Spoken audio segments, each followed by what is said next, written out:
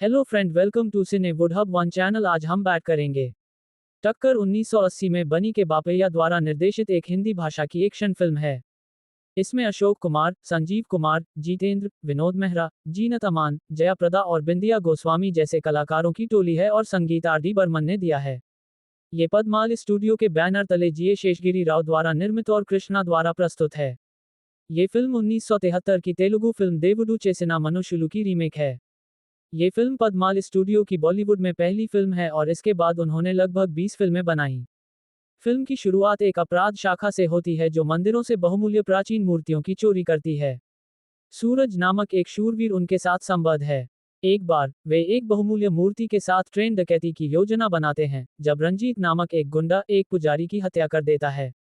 जैसा कि होता है, एक यात्री सपना, जो एक व्यवसायी विनोद सक्सेना की बहन है, साहस दिखाती है जिससे सूरज बदल जाता है। इसलिए वह यात्रियों की सुरक्षा करता है। उस दुर्घटना में सूरज और सपना एक दूसरे से प्यार करने लगते हैं।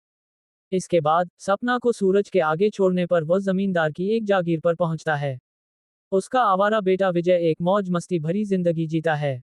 एक समय वह एक मजदूर गंगा को छेड़ता है जब सूरज उसे रोकता है। उस गुस्से में विजय उसे कोड़े मारता है। हैरानी की बात है कि सूरज खुद को जमींदार का पुराना बुजुर्ग किशन समझता है, लेकिन अपने अपराध पत्र के आधार पर वह अपनी असलियत उजागर कर सकता है।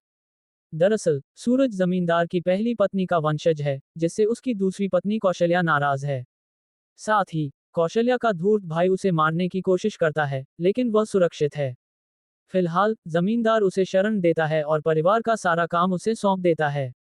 इसके बाद वह विजय और बहन मीना की कमियों को दूर करना चाहता है, जिससे विजय नौकरी छोड़ देता है। नियति जमींदार और विनोद को सपना और मीना सहित पारिवारिक दोस्त बनाती है। इसके अलावा जब सूरज अपनी असलियत बताता है और सपना के होंठ काटने का अनुरोध करता है, तो सपना और सूरज फिर से मिल जाते हैं। इसके अलावा गंगा अपनी गंभीर रूप से बीमार मां और शराबी भाई प्रीतम के लिए संघर्ष करती है। गोपी अपनी टाई के साथ आत्ममंथन करने के बाद सुधर जाती है। इधर एक अचंभे के रूप में विनोद डकैतों का क्वार्टरबैक बन जाता है, जिसके साथ मीना भी बदमाशी से जुड़ी है। इसका फायदा उठाते हुए वे जमींदार के पूर्वजों की भगवान कृष्ण की मूर्ति को लूट लेते हैं। जबकि सूरज मीना को बचाने के लिए अपराध करता है। अब तक विनोद गीता को पकड़ लेता है जब सूरज सलाखों को तोड़ता है और उनका पीछा करता है। हालांकि गोपी गलत व्याख्या करता है और सूरज पर आरोप लगाता है जब वह अपनी पहचान की पुष्टि करता है और वे मिलते हैं। समानांतर रूप से प्रीतम विनोद की गतिविधियों को भांप लेता है और सूरज और विजय को सूचित करता है। इसके बारे में जागरूक होने के कारण सपना भी मीना को बचा लेती है और उसे बचा लेती है। उस क्षण आश्चर्यजनक रूप से असली विनोद प्रकट होता है, जिसे क्वार्टरबैक द्वारा अपहरण कर लिया गया है और उसके होने का दावा किया गया है।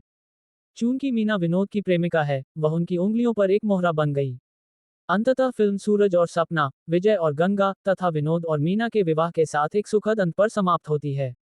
हमारा वीडियो पसंद आया तो लाइक करें, शेयर करें और सब्सक्राइब जरूर कर दीजिए।